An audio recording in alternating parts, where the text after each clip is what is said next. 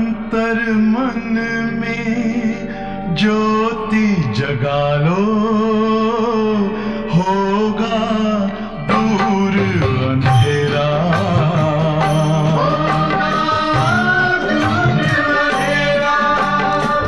शिव का कर लो ध्यान, आ रहा पावन पुण्य सवेरा।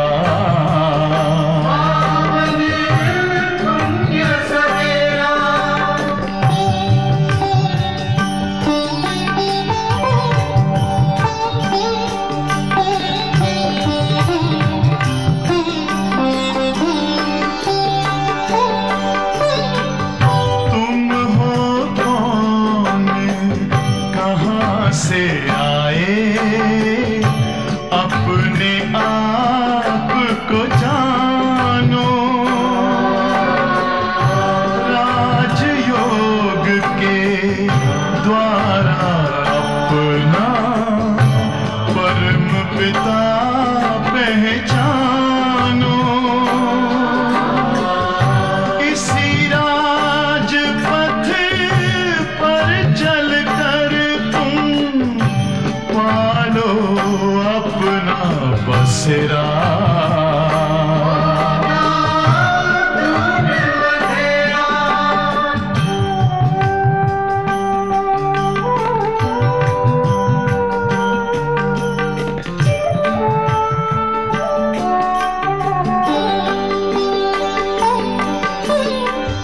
तुम हो आत्मा तन से न्यारे, परमात्मा को प्यारे। दिव्य गुणों को धारण करके योगी बनो दुलारे। ज्योति बिंदु ही तोड़ेगा ये माया मोह का घेरा।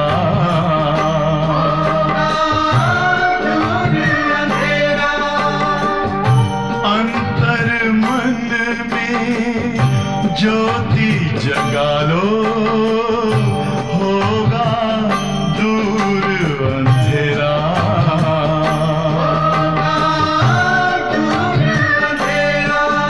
ओम शांति, ओम शांति, ओम शांति।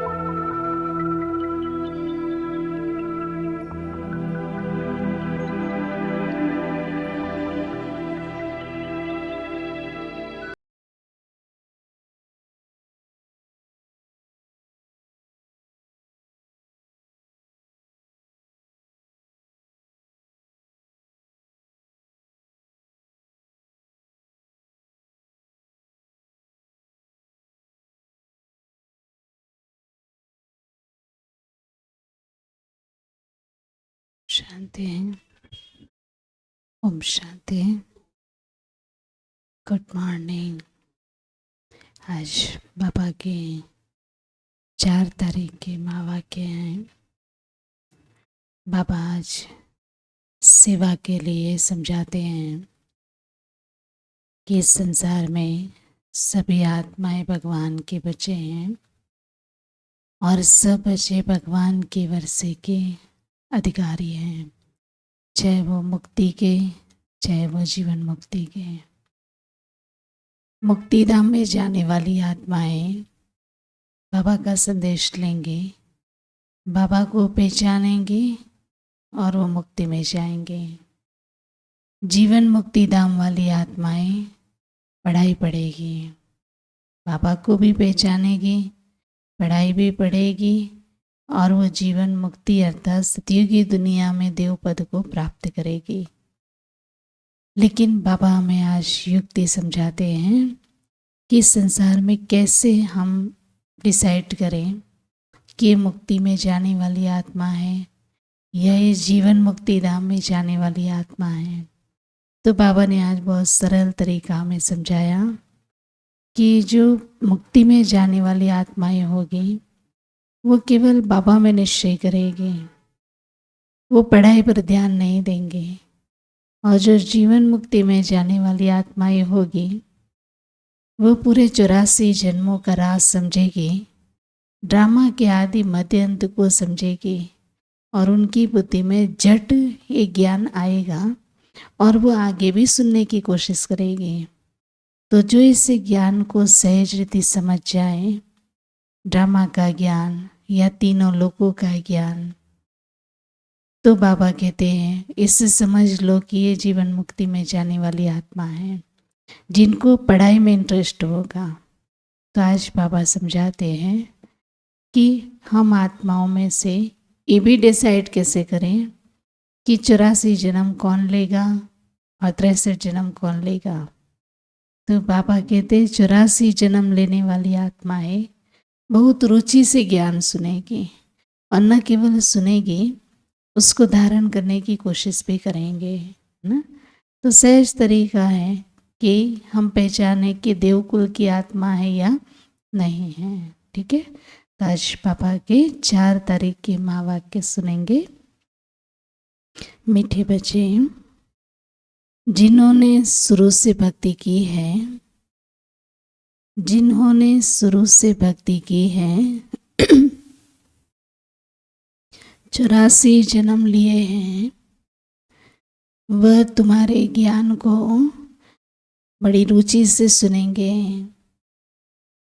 वह तुम्हारे ज्ञान को बड़ी रुचि से सुनेंगे,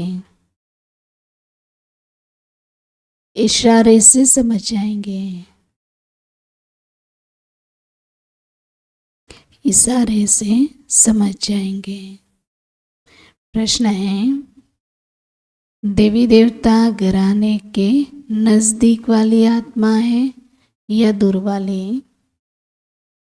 देवी देवता घराने के नजदीक वाली आत्मा है या दूर वाली?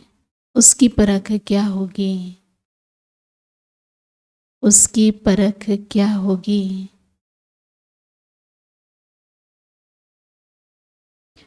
उत्तर है, जो तुम्हारे देवता घराने की आत्माएं होगी, जो तुम्हारे देवता घराने की आत्माएं होगी, उन्हें ज्ञान की सब बातें सुनते ही जच जाएगी। उन्हें ज्ञान की सब बातें सुनते ही जच जाएगी। जच जाएगी मतलब उनको पसंद आएगी, है ना। विश्वास होगा, निश्चय होगा। ज्ञान की सब बातें सुनते ही जच जाएगी। वह मुझेंगे नहीं, वह मुझेंगे नहीं।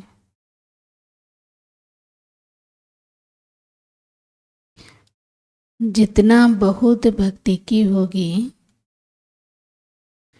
जितना बहुत भक्ति की होगी, उतना जास्ती सुनने की कोशिश करेंगे, उतना जास्ती सुनने की कोशिश करेंगे।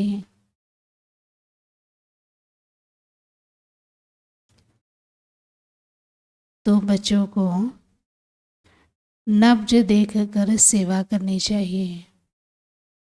बच्चों को नब्ज देखकर सेवा करनी चाहिए। ओम शांति। रूहानी बाप बैठ रूहानी बच्चों को समझाते हैं। यह तो बच्चे समझ गए कि रूहानी बाप निराकार है और इस शरीर द्वारा बैठ हमें समझाते हैं। निराकार शिव बाबा ब्रह्मा बाबा के शरीर द्वारा हमें समझाते। हम आत्मा भी निराकार है और इस शरीर से सुनते हैं। तो अब दो बाप इकट्ठे हैं, ब्रह्मा के तन में शिव बाबा की आत्मा और ब्रह्मा बाबा की आत्मा दो इकट्ठे हैं। बच्चे जानते हैं कि दोनों बाबा यहाँ हैं। तीसरे बाप को तो जानते हो, परंतु उनसे फिर भी ये अच्छा है, इनसे फिर वह अच्छा है। नंबर वार है ना। लौकिक बाप भी अच्छे हैं जिन्होंने जीवन दिया, लौकिक बाप से भी अच्छे हैं ब्रह्मा बाबा, और ब्रह्मा बाबा से भी अच्छे हैं शिव बाबा। तो उस लौकिक से संबंध निकल बाकी इन दोनों से संबंध हो जाता है। बाबा बैठ समझाते हैं मनुष्य को कैसे समझाना चाहिए। तुम्हारे पास मेले प्रदर्शनी में बहुत आते हैं, यह भी तुम जानते हो कि 84 जन्म कोई सब तो नहीं लेंगे। तो ये कैसे पता पड़े कि 84 जन्म लेने वाला है या 10 जन्म लेने वाला है या 20 जन्म लेने वाला है। अभी तुम बच्चे यह तो समझते हो ना कि जिसने बहुत भक्ति की है शुरू से लेकर, तो उनको फल भी इतना ही जल्दी और अच्छा मिलेगा। 84 जन्म लेने वाली आत्माओं ने सबसे जास्ती भक्ति की, और सबसे जास्ती भक्ति का फल सबसे ज़्यादा ज्ञान सुनेंगे और सबसे ज़्यादा ज्ञान को धारण करेंगे। और जो 10-20 जन्म लेने वाली आत्मा है, उन्होंने भक्ति भी कम, तो भक्ति का फल ज्ञान भी कम होगा। थोड़ी भक्ति की होगी और देरी से की होगी, तो फल भी इतना थोड़ा और देरी से मिलेगा। ये बाबा सर्विस करने वाले बच्चों को समझाते हैं, सर्विस करने वाले बच्चों के लिए समझाते हैं कि आपको दूसरों को कैसे समझाना है। बोलो तुम भारतवासी हो, तो बताओ देवी देवताओं को मानते हो? भारत में इन लक्ष्मी नारायण का राज्य था। जो 84 जन्म लेने वाला होगा, शुरू से भक्ति की होगी, वह झट समझ जाएगा कि बरोबर आदि सनातन देवी देवता धर्म था। वह रुचि से सुनने लग पड़ेंगे। कोई तो ऐसे ही देख कर चले जाते हैं, कुछ पूछते भी नहीं, जैसे कि बुद्धि में बैठता ही नहीं है। तो उनके लिए समझना चाहिए कि यह अभी तक यहाँ का नहीं है ना। देखो बाबा कहते हैं कि बाबा जैसे मुरली सुनाते हैं। अब जो ऊंच पद पाने वाली आत्माएं होगी, एक वो मुरली सुनेंगे और एक जो प्रजा क्वालिटी की आत्माएं होगी, एक वो मुरली सुनेंगे। तो मुरली सुनने में भी पता चलता है ना, बाबा को पता चलता है कि कौन कितना इंटरेस्ट है मुरली सुनते हैं। तो इसी तरह आप किसी को भी प्रदर्शनी, मेले या कोर्स में समझाते हो, तो सामने वाले के इंटरेस्ट से पता चलता है कि किस कुल की आत्माओं की। कोई तो प्रश्न भी नहीं पूछते हैं और समझ में आया ना आया बस सुनेंगे और चले जाएंगे। तो बाबा कहते उनके लिए समझना चाहिए कि ये अभी तक यहाँ का नहीं है, आगे चल समझ भी लेवे। कोई का समझाने से झट कांध ही लेगा, है ना। समझ में आता है तो कांध ही लेगा। बरोबर इस हिसाब से तो 84 जन्म ठीक है। अगर कहते हैं कि हम कैसे समझे कि पूरे 84 जन्म लिए, अच्छा 84 नहीं तो 82 देवता धर्म में तो आए होंगे ना। देखो इतना बुद्धि में जचता नहीं है तो समझो कि ये 84 जन्म लेने वाला नहीं है। दूर वाले तो कम सुनेंगे ना, जितना बहुत भक्ति की होगी वह जास्ती सुनने की कोशिश करेंगे और झट समझ भी जाएंगे। कम समझता है तो समझो कि यह देरी से आने वाला है। तो भक्ति से भी देरी से की होगी, भक्ति भी देरी से शुरू की होगी। बहुत भक्ति करने वाला इशारे से समझ जाएगा। तो ड्रामा रिपीट होता है, सारा भक्ति पर मदार है। सुना? ज्ञान का मदार, धारणा का मदार, भविष्य पद, इन सब का मदार है भक्ति। जितनी ज़्यादा भक्ति उतना ज़्यादा ज्ञान, जितना ज़्यादा ज्ञान उतना ज़्यादा उच्च पद। इस बाबा ने सबसे नंबर 1 भक्ति की है। ब्रह्मा बाबा ने नंबर 1 भक्ति की है। कम भक्ति की होगी तो फल भी कम मिलेगा। तो यह सब बातें समझने की हैं। और मोटी बुद्धि वाले तो धारणा कर नहीं सकते। तो ये मेले प्रदर्शनियाँ तो होती रहेगी, सब भाषाओं में निकलेगी, सारी दुनिया को समझाना है। तो तुम हो सच्चे सच्चे पैगंबर, मैसेंजर। वह धर्म स्थापक तो कुछ भी नहीं करते हैं और ना वह गुरु है। गुरु कहते हैं, परंतु वह कोई सद्गति दाता थोड़ी है। वह जब आते हैं, उनकी संस्था ही नहीं है, तो सद्गति किसकी करेंगे? गुरु वह जो सद्गति दे, दुख की दुनिया से शांति धाम ले जाए।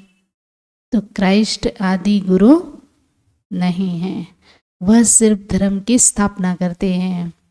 उन्हों का और कोई पोजीशन नहीं है। पैगंबर है, धर्म स्थापक है, बाकी गुरु नहीं।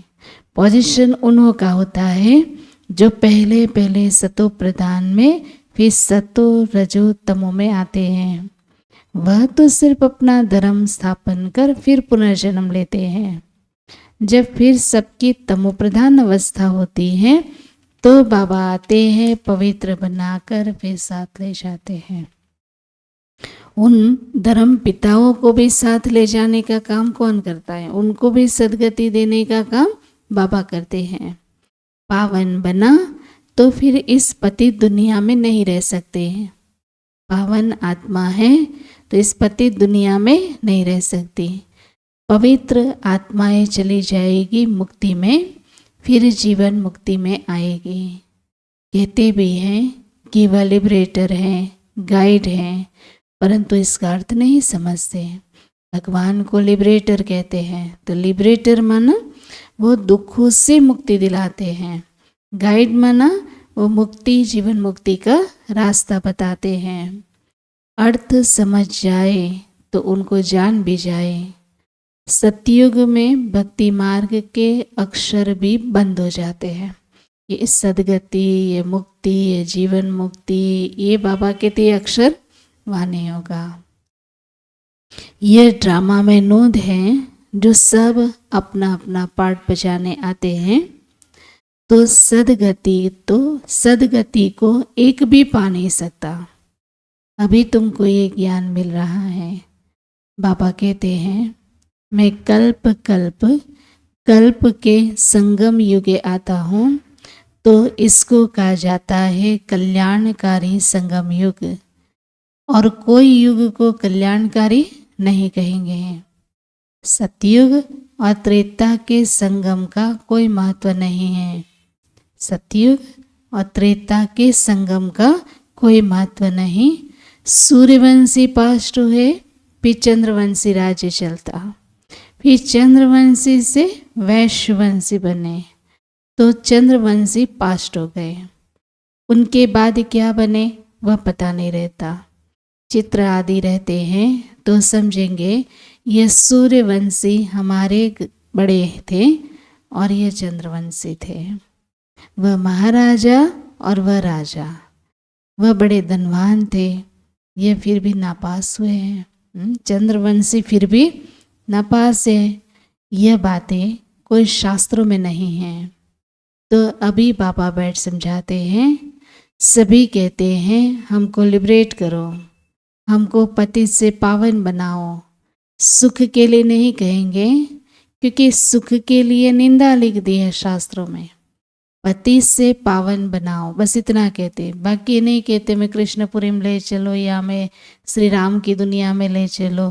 क्यों नहीं चाहते हैं? क्योंकि राम की दुनिया में भी सीता चुराई गई थी, राम की दुनिया में भी सीता को वनवास हुआ था, कृष्ण की दुनिया में भी कंस था, इसलिए उस दुनिया में जाने का नाम नहीं लेते। सब कहेंगे मन की शांति कैसे मिले। अभी तुम बच्चे समझते हो, तुमको सुख और शांति दोनों मिलते हैं। जहाँ शांति है वहाँ सुख है, जहाँ अशांति है वहाँ दुख है। सतयुग में सुख और शांति है और यहाँ दुख और अशांति है। यह सब बातें बाबा बैठ समझाते हैं। तुमको माया रावण ने कितना तुच्छ बुद्धि बनाया, परंतु यह भी ड्रामा में नोद है। पापा कहते हैं मैं भी ड्रामा के बंधन में बंधा हूँ। मेरा पार्ट है अभी जो मैं बजा रहा हूँ। कहते भी हैं बाबा, कल्प कल्प आप ही आकर भ्रष्टाचारी पतित से श्रेष्ठाचारी पावन बनाते हो। भ्रष्टाचारी बने हो रावण के द्वारा, अभी बाबा आकर हमें मनुष्य से देवता बनाते। तो ये जो गायन है उनका अर्थ बाबा आकर समझाते। उस अकाल तख्त पर बैठने वाले भी इसका अर्थ नहीं समझते। बाबा ने तुमको समझाया आत्माएं अकाल मूर्त है, आत्मा का यह शरीरत है, इस पर अकाल अर्थात जिसको कभी काल नहीं खाता वह आत्मा विराजमान है। सतयुग में तुमको काल नहीं खाएगा, वहाँ कभी अकाल मृत्यु नहीं होगी। वह है अमरलोक और यह है मृत्युलोक। अमरलोक और मृत्युलोक का अर्थ भी कोई नहीं समझता। पापा कहते हैं मैं तुमको बहुत सिंपल समझाता हूँ। मृत्युलोक किसको कहते हैं? इस सतयुग की दुनिया को अमरलोक कहेंगे क्योंकि वहाँ अकाल मृत्यु नहीं होगी। और इस युग को कहेंगे मृत्युलोक, जहाँ कोई समय फिक्स नहीं है। तो बाबा कहते हैं सिर्फ माँ में कम याद करो तो तुम पावन बन जाएंगे। साधु संत आदि भी गाते हैं पतित पावन सीताराम। पतित पावन बाप को बुलाते हैं। कहाँ भी जाओ तो जरूर कहेंगे पतित पावन आओ। सच तो कभी छिप नहीं सकता। तुम जानते हो अभी पतित पावन बाबा आया है और हमें रास्ता बता रहे हैं। क्या रास्ता बता रहे हैं? कहते हैं कल्प पहले भी कहा था अपने को आत्मा समझ माँ में कम याद करो तो तुम सतो प्रधान बन जाएंगे। तो तुम सब आशिक हो मुझ माशूक के। वह आशिक माशूक एक जन्म के लिए होते हैं और तुम जन्म जन्मांतर के आशिक हो। याद करते आए हे प्रभु, तो देने वाला तो एक बाप है ना। बच्चे सब बाप से ही मांगेंगे। आत्मा जब दुखी होती हैं तो बाबा को याद करती हैं।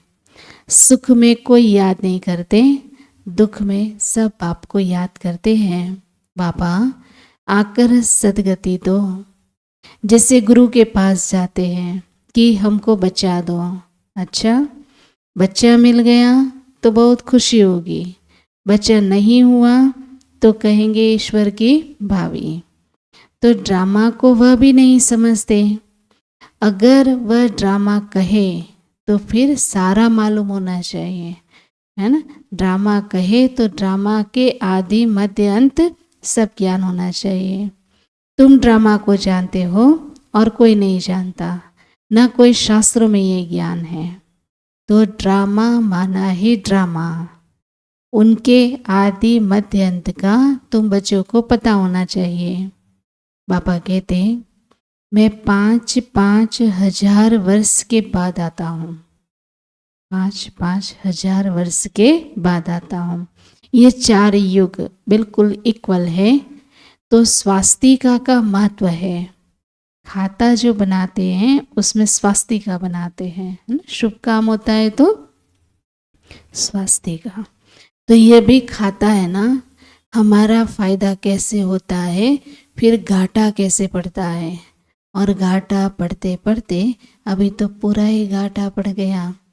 तो ये हार और जीत का खेल है। पैसा है और हेल्थ भी है तो सुख है। पैसा है, हेल्थ नहीं है तो सुख नहीं है। और तुमको तो हेल्थ और वेल्थ दोनों ही मैं देता हूँ, तो तुम हैप्पीनेस भी हो। हेल्थ है, निरोगी काया सतयुग में होगी। वेल्थ अथाह संपत्ति होगी, तो जहाँ धन भी है, शरीर भी ठीक है, वहाँ खुशियाँ तो होगी होगी। तो तीनों चीज़ें हैं।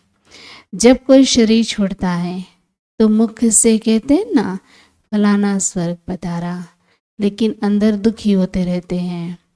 इससे तो और ही खुश होना चाहिए कि उनकी आत्मा को नरक में क्यों बुलाते हो। कुछ भी समझ नहीं है।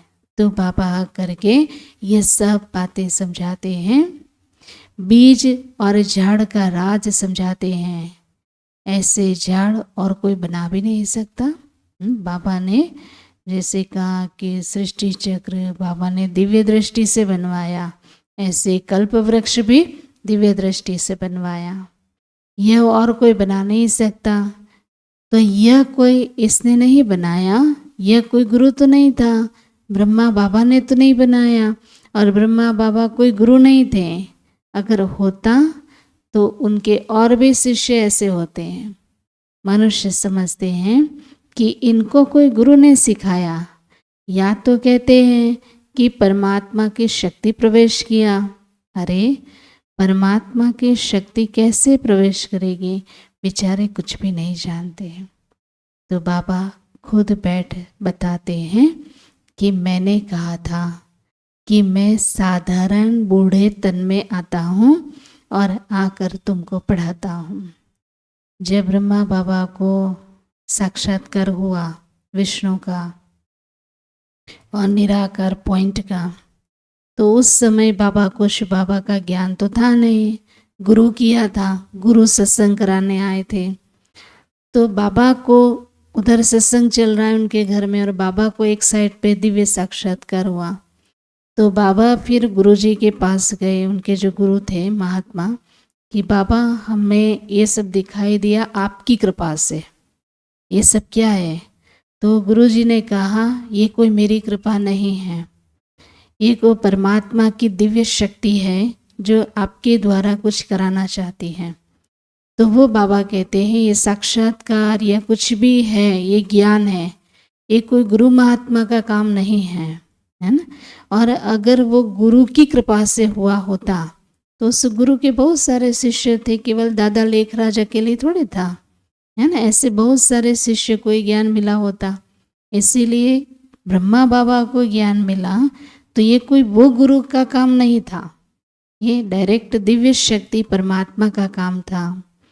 तो भगवान ने कहा था अपने 5000 वर्ष पहले मुआफिक गीता में कि मैं संसार में आऊँगा, सब अधर्मों का विनाश, एक सत्य धर्म की स्थापना करूँगा, मैं राजयोग सिखाऊंगा। कैसे आऊँगा ये भी बताया कि मैं साधारण बूढ़े तन में आकर के मैं आत्माओं को पढ़ाऊँगा।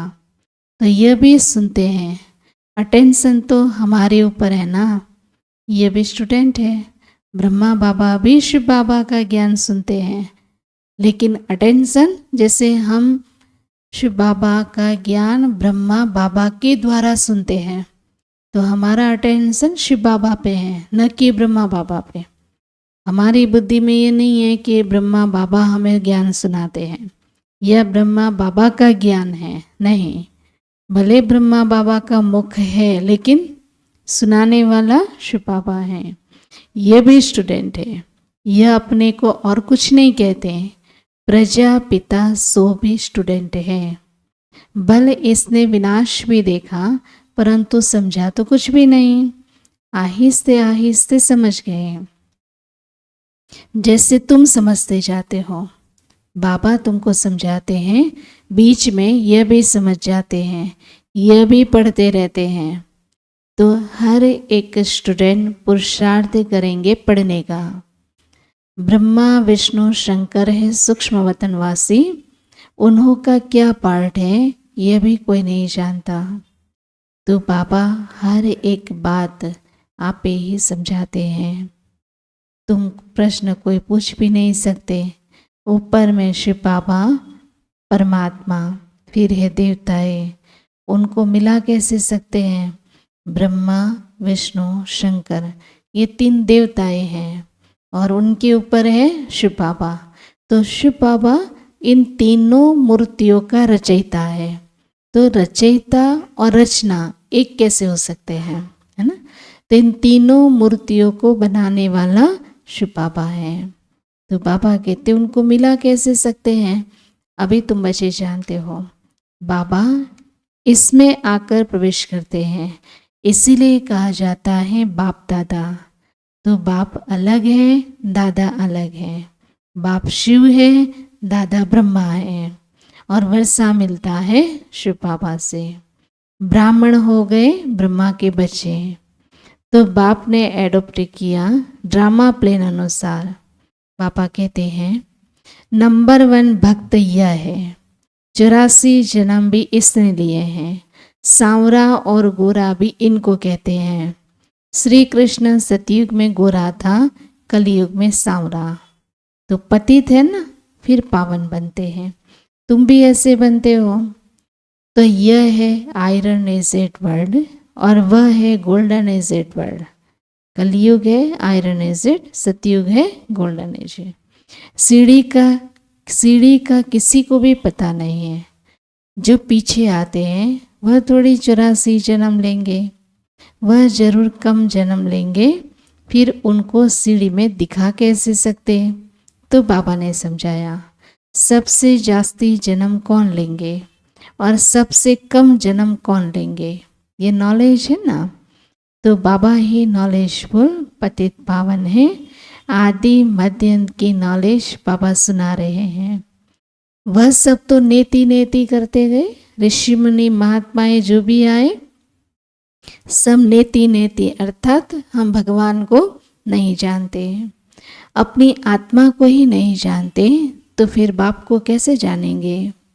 सिर्फ कहने मात्र कह देते हैं। आत्मा क्या चीज है कुछ भी नहीं जानते हैं। तो तुम अभी जानते हो कि आत्मा अविनाशी है, उसमें 84 जन्मों का अविनाशी पार्ट नोदा हुआ है। इतनी छोटी सी आत्मा में कितना पार्ट नोदा हुआ है। जो अच्छी रीति सुनते और समझते हैं तो औरों को समझा जाता है कि ये नज़दीक वाली आत्मा है ना।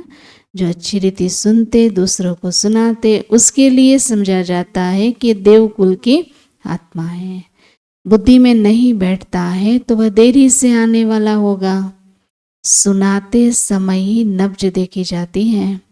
समझाने वाले भी तो नंबरवार होते हैं। तुम्हारी यह पढ़ाई है, राजधानी स्थापन हो रही है। कोई तो ऊंचते ऊंचे राजाई पद प्राप्त कर लेते हैं, कोई तो प्रजा में भी नौकर जाकर बनते हैं। बाकी हाँ इतना है कि सतयुग में कोई दुख नहीं होगा।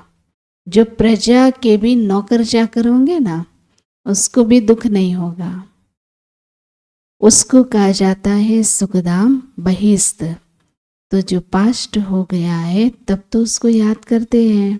मनुष्य समझते हैं कि स्वर्ग ऊपर छत पे होगा। दिलवाड़ा मंदिर में तुम्हारा पूरा यादगार खड़ा है। आदि देव आदि देवी और बच्चे नीचे योग में बैठे हैं, ऊपर में राजाई खड़ी है।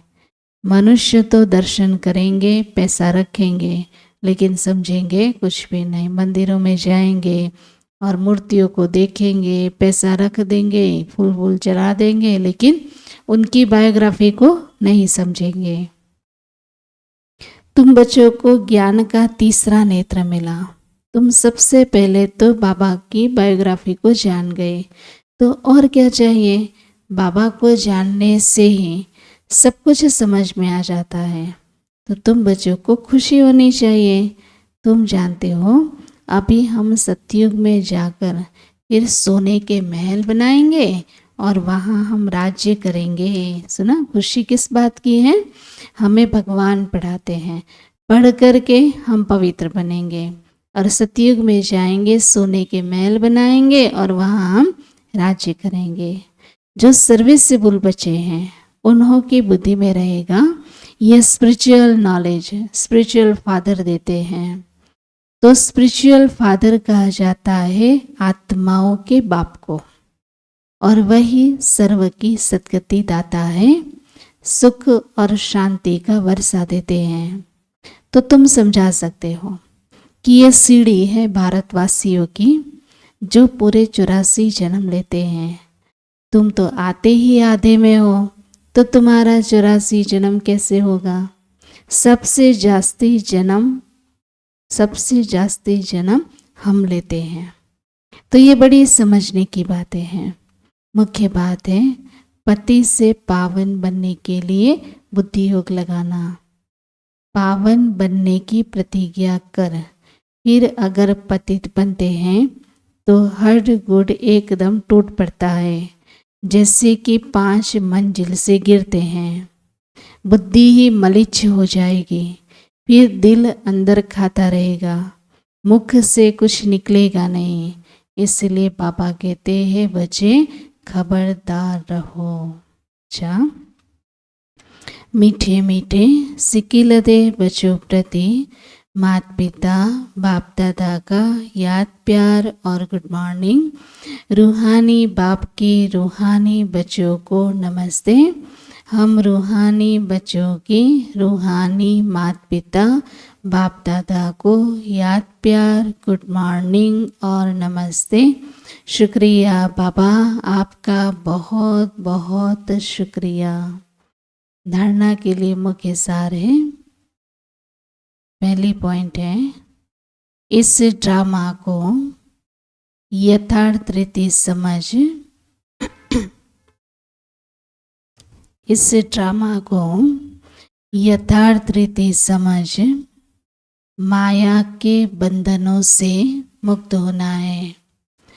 माया के बंधनों से मुक्त होना है। स्वयं को अकाल मूर्त आत्मा समझ, स्वयं को अकाल मूर्त आत्मा समझ बाबा को याद कर पावन बनना है। अकाल मूर्त आत्मा समझ बाबा को याद कर पावन बनना है। दूसरी पॉइंट है, सच्चा पैगंबर और मैसेंजर बन।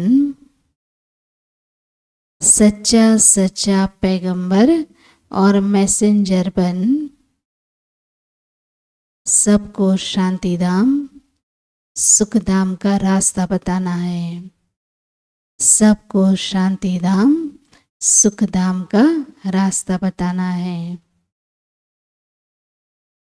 इस कल्याणकारी संगम युग पर, इस कल्याणकारी संगम युग पर सभी आत्माओं का कल्याण करना है। सभी आत्माओं का कल्याण करना है।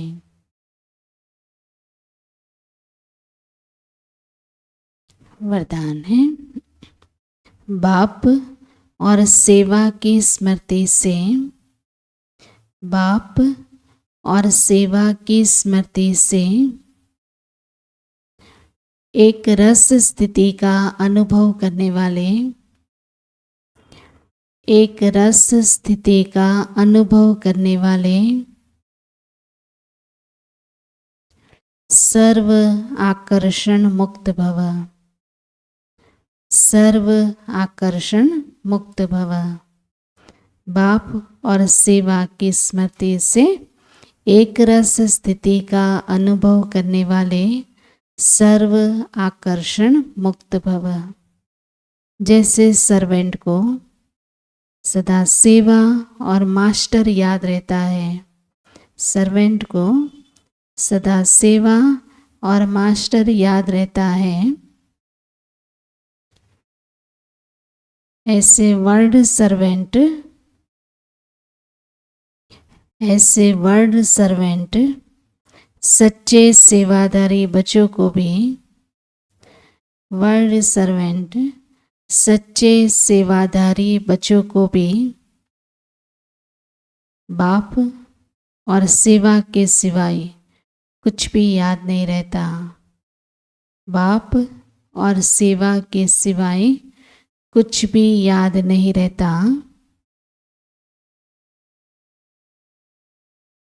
इससे ही एक रस स्थिति में रहने का अनुभव होता है। इससे ही एक रस स्थिति में रहने का अनुभव होता है। उन्हें एक बाबा के रस के सिवाय सब रस नीरस लगते हैं। उन्हें एक बाबा के रस के सिवाय सब रस नीरस लगते हैं। एक बाबा के रस का अनुभव होने के कारण, एक बाबा के रस का अनुभव होने के कारण कहाँ भी आकर्षण नहीं जा सकते। कहाँ भी आकर्षण नहीं जा सकते।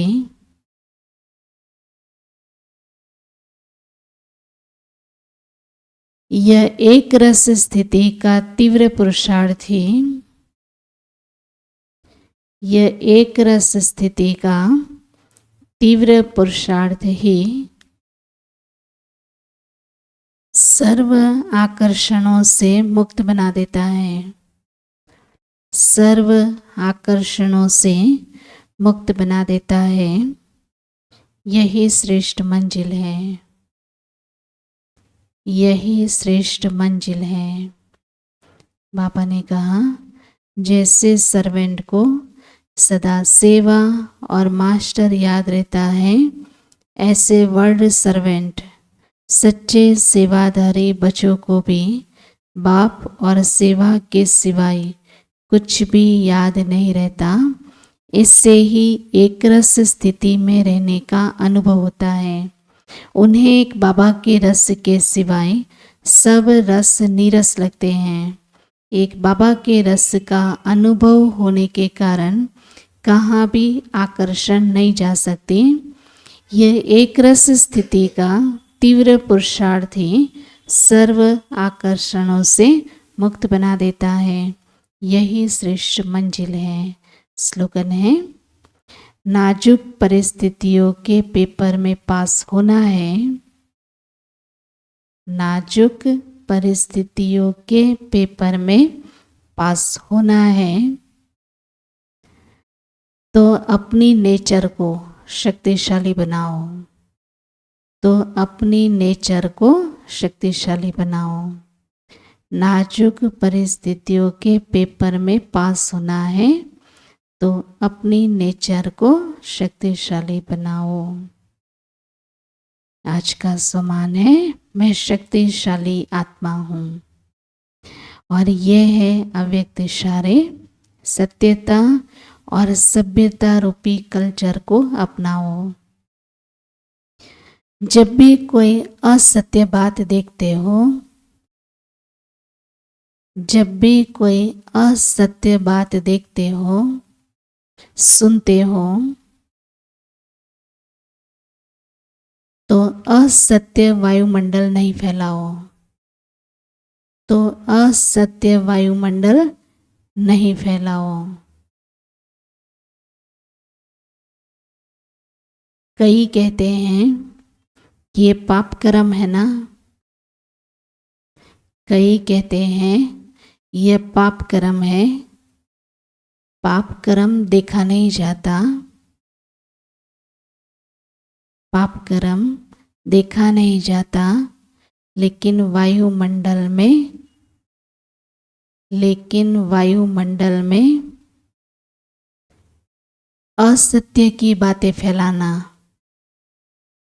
वायुमंडल में असत्य की बातें फैलाना, यह भी तो पाप है।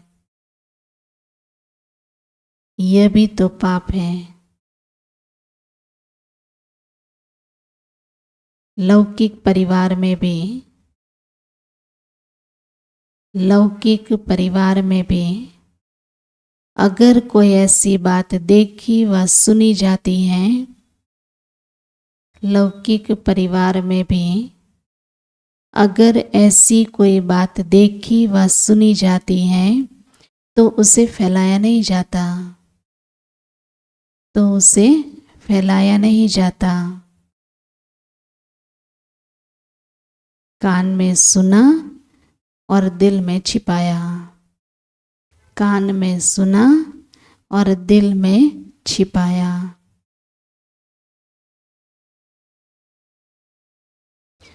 यदि कोई व्यर्थ बातों का फैलाव करता है, यदि कोई व्यर्थ बातों का फैलाव करता है, तो यह छोटे छोटे पाप, तो यह छोटे छोटे पाप उड़ती कला के अनुभव को समाप्त कर देते हैं। यह छोटे छोटे पाप उड़ती कला के अनुभव को समाप्त कर देते हैं। इसलिए इस कर्मों की गहन गति को समझकर, इस कर्मों की गहन गति को समझकर यथार्थ रूप से सत्यता की शक्ति धारण करो। कर्मों की गहन गति को समझकर यथार्थ रूप में सत्यता की शक्ति को धारण करो। बाबा ने कहा, जब भी कोई असत्य बात देखते हो, सुनते हो, तो असत्य वायुमंडल नहीं फैलाओ।